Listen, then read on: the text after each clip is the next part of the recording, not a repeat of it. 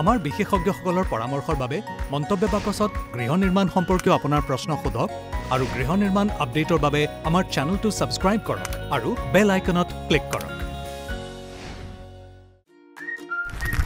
ঘৰৰ এক ভাল পৰিৱেশ বজাই ৰাখিবলৈ মানুহে প্ৰায়ে বাৰান্দা বনাব বিচাৰে।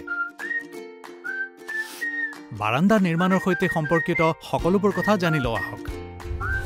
বহু প্ৰকাৰৰ বেলকনি আছে, যেনে কেণ্টিলিভাৰ বেলকনি বা ওলমি থকা বাৰান্দা, যিটো ঘৰৰ পৰা ওলাই অহা এটা গাঁথনি আৰু ই ৰদৰ সমৰ্থনত তিষ্ঠি থাকে। ষ্টেকড বেলকনি, য'ত স্তম্ভৰ সহায়ত দুটা বা ততোধিক বেলকনি একেলগে সংযোজিত কৰা হয়।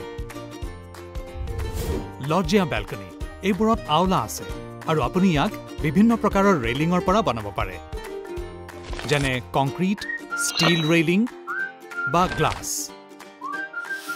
মনত ৰাখিব, ৰেলিঙৰ উচ্চতা 3.5 পৰা 4 ফুটৰ ভিতৰত ৰখাটো প্ৰয়োজনীয়, যাতে কোনো দুৰ্ঘটনা নহয়। আজিকালি বেলকনি বাগিচাও অতি জনপ্ৰিয়, গতিকে সেয়া বনোৱাৰ আগতে এজন বিশেষজ্ঞৰ পৰা বেলকনিৰ শক্তি পৰীক্ষা কৰি লওক। পানীৰ লিকেজ বা আৰ্দ্ৰতা এৰাই চলিবলৈ প্ৰথমে গাঁথনিটো জল নিৰোধক কৰি লওক। এই ক্ষেত্ৰত আপুনি আল্ট্ৰাটেকৰ ৱেডাৰ প্ৰ' হাই ফ্লেক্সো ব্যৱহাৰ কৰিব পাৰে। বৰষুণৰ পানী জমা হোৱাটো প্ৰতিহত কৰিবলৈ পৰ্যাপ্ত নিষ্কাশন থাকিব লাগে।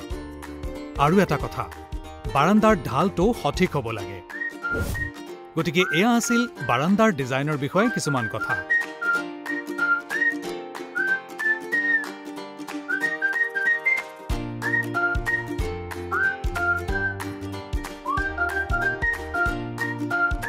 যদি আপোনাৰ ইয়াৰ সৈতে সম্পৰ্কিত কোনো প্ৰশ্ন আছে, তেন্তে মন্তব্য শাখাত আমাক সোধক।